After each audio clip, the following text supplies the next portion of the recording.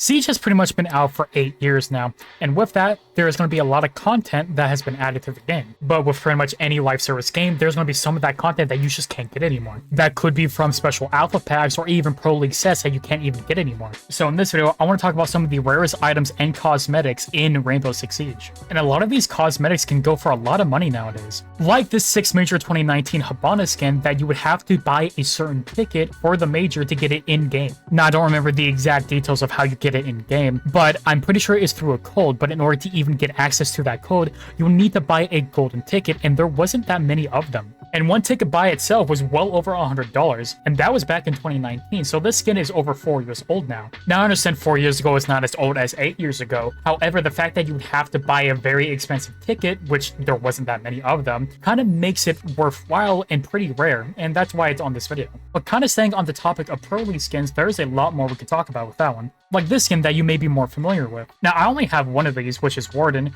but they're kind of like the regional sets nowadays. However, these skins were just called Pro League skins. Now, I could really talk about any Pro League skin here, but I'm mainly thinking about the ones from Ella and Buck because I don't really see anyone run them anymore. In fact, I have not seen them in years. I think the last time I saw that Ella Pro League skin, it was all the way back in year 5, and that was in some random casual game I played.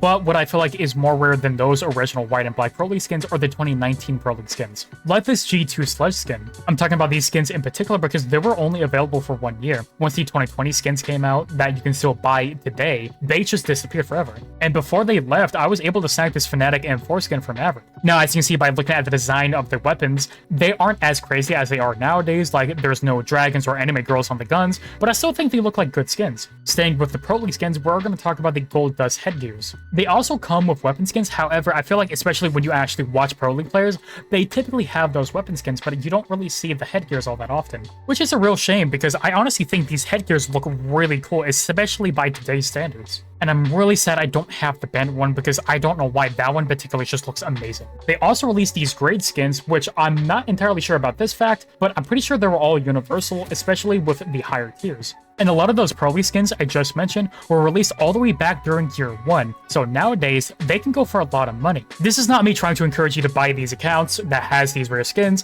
because you will be banned for buying accounts, because apparently it's against Ubisoft TOS, so do not do that because you will be banned. And for people that have been playing Siege for a long time, I kind of have to talk about the Glacier skin. As you can tell by the skin, it looks a lot like Black Ice, but where the blue parts are in Black Ice, it's kind of black now, which this skin looks more like a Black Ice skin to me, but I don't know, I guess that's just my opinion. During Year 1 Season 1 Operation Black Ice, this is where you could actually buy this skin, but as you can tell, it's been 8 years and the skins never returned. And that is why it's one of the more popular skins that people want to have. Because to be honest, it looks way cooler than Black Ice, and it would just be a neat item to have in your cosmetic list. However, there are some Battle Pass skins that are now technically rare that people don't realize.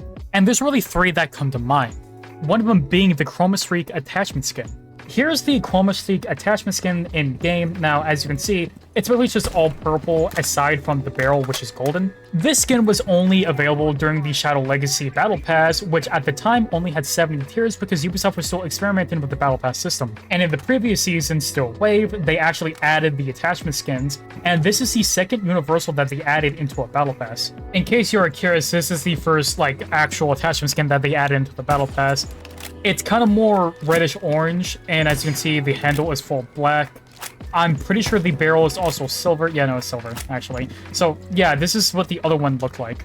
However, there is one Battle Pass cosmetic that I'm probably going to claim that is one of the rarest items in the entire game because either people didn't grind for it or they just don't run it anymore. And that is the Hairy Weapon Charm. Now, if we're being technical here, this is the first Battle Pass item that you could have obtained in a free Battle Pass that Ubisoft released all the way back in Operation Ember Rise. This is basically a way for Ubisoft to show us how the Battle Pass was going to work, and this was the Tier 7 item. Also, around this time, Ubisoft started releasing lore cinematics about Team Rainbow and kind of the whole lore of Siege, and Harry was basically the leader of Team Rainbow. A little bit of a side note, I really loved looking at these cinematics. I'm so happy they still do them today. I wonder what Henry's up to in the lore nowadays.